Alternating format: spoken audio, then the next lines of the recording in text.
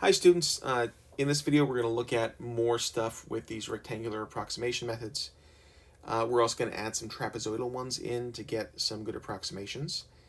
And as far as the Khan Academies that go with this, these will be in your own Jamboard version of this so that you know which ones are meant to tie into this.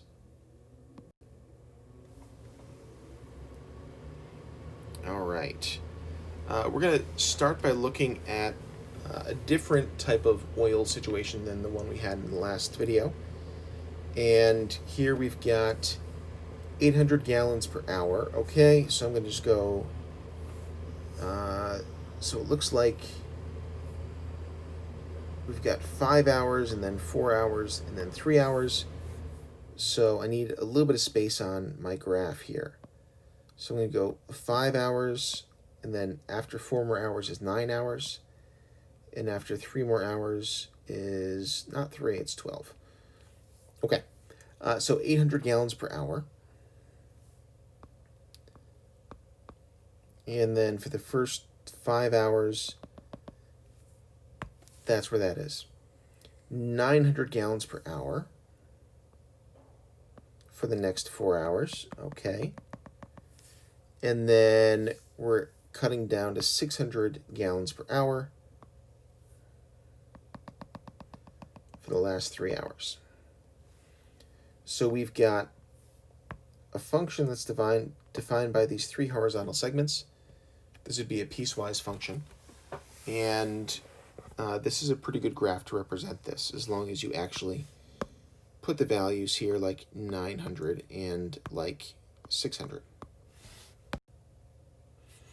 All right, so that's pretty good for our picture. Looking at part B, we're looking for the area under the graph from 0 to 5 hours. So in other words, the accumulated stuff between each of these pieces. And this feels a lot like a Riemann sum type thing, but kind of built for us. So it looks like we've got 800 times 5 for the first rectangle. It would be 4,000. And then 4 times 900 would be 3,600. And then we've got 3 times 600 would be another 1,800. Here we're multiplying gallons per hour times hours. So my units for this would be in gallons. And this would be the total amount of oil pumped between 0 and 5 hours. I also totally did not read the question. That's part C. Part B is just from 0 to 5. So just the 4,000 part. All right. Here we've got one that's a little bit different. We're trying to figure out what the shaded area means in this context.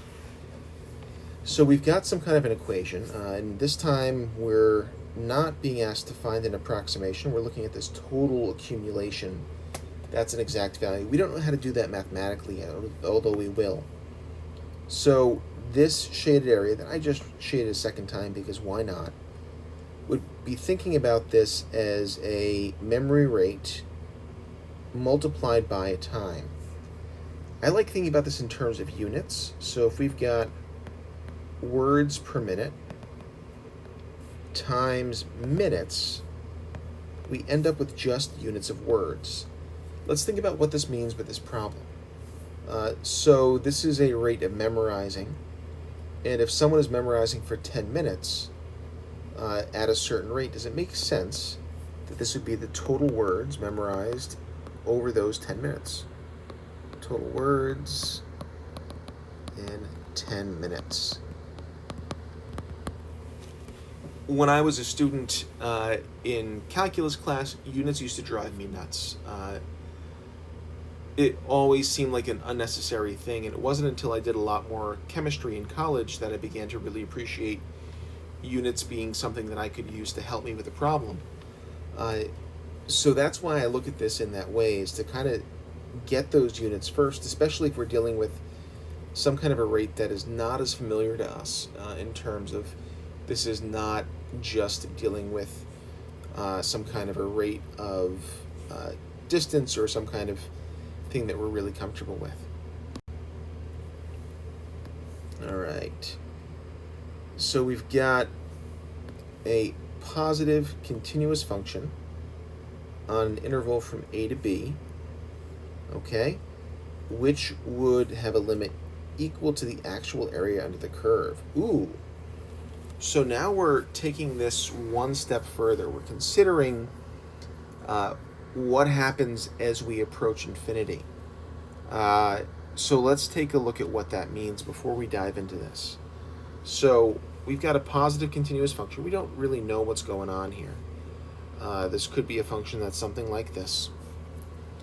And if we were looking at this in terms of some kind of rectangles,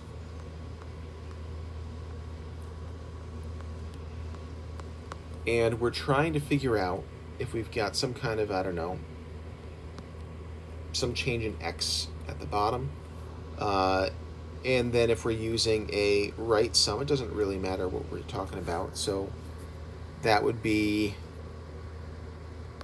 like f of, I guess, whatever the starting point is. So we've got a, so maybe a plus delta x. That'd be that height. Okay, and I'm going to use some sigma notation, which is going to annoy everybody. So this is the sum of all of our small pieces. Let's call it delta x. That's our width.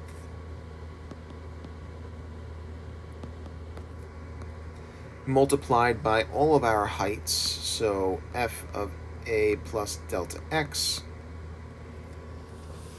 So you've got sum of all of these rectangles being multiplied together. I'm just going to call that length, so we can see what these are coming for. And we know that if we make these rectangles smaller, it's going to get more accurate. So if we were to say that we want the limit as delta x approaches 0, that would say we're trying to add up all of the rectangles, but like infinitely small. So we're getting really close to 0, so that we actually have rectangles that basically have a 0 width and just kind of sit exactly under this curve. The notation that we're going to have for this is going to be, so sigma is the Greek letter s, so we use a variation on that we're going to call an integral that is a really stretched out s, where we have a starting point a, an ending point b, and inside we're going to have the height of our function multiplied by the width of our function. So we have the same types of things, but in a little bit nicer looking notation, where we have a length times a width being added up, although we're combining the limit and the sigma into one thing, to try to express what's going on here. Okay, now back to the actual problem, which is going to be equal to the actual area under the curve from A to B as the number of rectangles approach infinity. So if we are talking about kind of shrinking these down smaller and smaller, it doesn't actually matter what type of rectangle that we use. In any of these cases, as the rectangles shrink down to become 0, they will all work okay.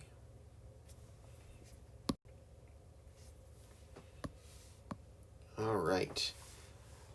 Next up, we've got a generic table that doesn't have any context, which is kind of nice sometimes. We've got some values. We're using intervals, and those are the intervals in our table. We're going to do each of these approximations. So LRAM, so going from 2 to 5 is 3 times 10. Going from 5 to 7 is 2 times 30. And going from 7 to 8 is 1 times 40.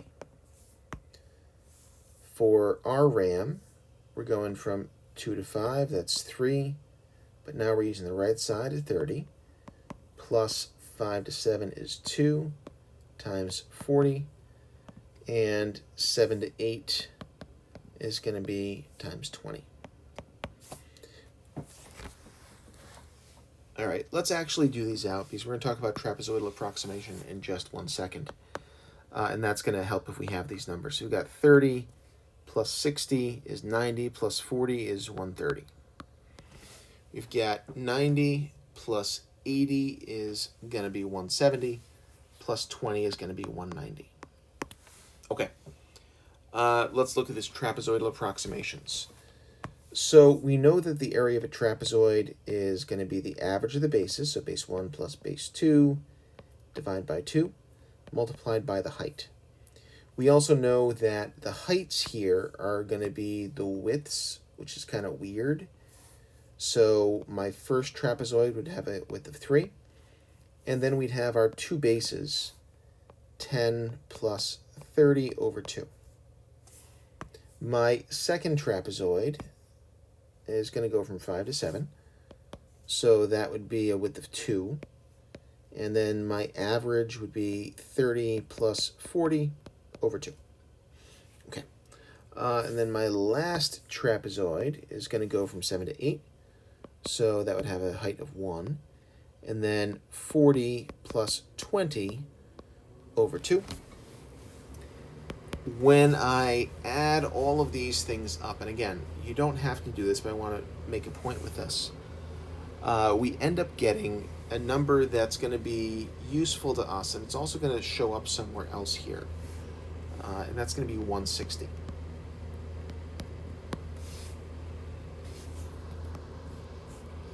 The average of the LRAM, the RRAM, also happens to be 160. If we had something where we had to find the trapezoid sum, another way to deal with this so that we don't have these weird, annoying expressions all the way through is to find the left approximation, the right approximation, and find the average of those two. This is mathematically acceptable. This is generally easier for us to do, and often we have to do at least one of these calculations anyway. So finding the trapezoidal sum can be a little bit easier for us in that way. I'm not going to worry about part D right now. I'd rather talk about stuff here. Looking at this one, we've got a particle moving along the x-axis, so it's basically just kind of moving to the right and to the left, and the velocity starting at 0 and going to 5 is always going to be positive, so this particle is just going to be moving to the right. Okay, I'm going to draw a velocity sketch, so that's 2t plus 1. I like it. And that's going to be a height of 1. This is going to be at 5, 11. All right. All right, the second part of this asks about the area under this curve. And if we think about this, where we've got time and velocity, so that's seconds and then feet per second. When I multiply those, I'm going to get feet. So this would be the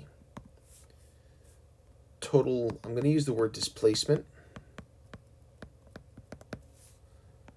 of the particle. Because the velocity is always positive, I also can't spell particle apparently, that means that the word displacement and the word distance mean the same thing. If the velocity was going with positive and negative velocities, I think I said the velocity is going, so if the particle is going positive and negative velocities, we'd have to account for both types of motion to find the total distance traveled. That's a slightly different thing for us to look at. Okay, the last part, if we begin at x equals 3, where is this particle at 2 seconds? Okay, so we've got 3, and then going the first 2 seconds, that's going to be at a height of 5. I'm going to find this area of the shape, so you've got 2 on the bottom, and then a triangle that's 2 wide by 3 tall, that'd be 3. So this area would be 5. It would be at 8 inches from wherever 0 is. at t equals 5. Okay, I'm going to start at 8. And I'm going to use some weird notation here. I'm going to talk about starting at... I'm going to make up my own notation, actually. I'm going to say this is the area from 2 to 5. That's a pretty good notation, I think.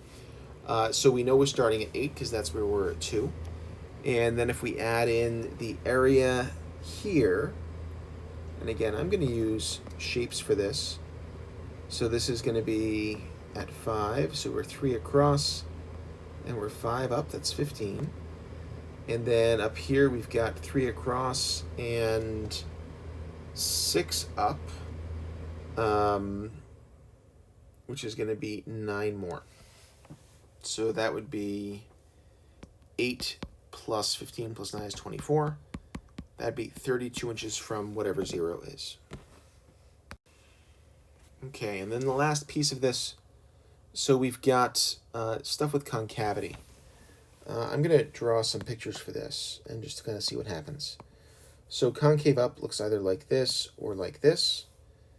LRAM, so starting on the left side making rectangles, there would be an underestimate. And here would be an overestimate. Okay.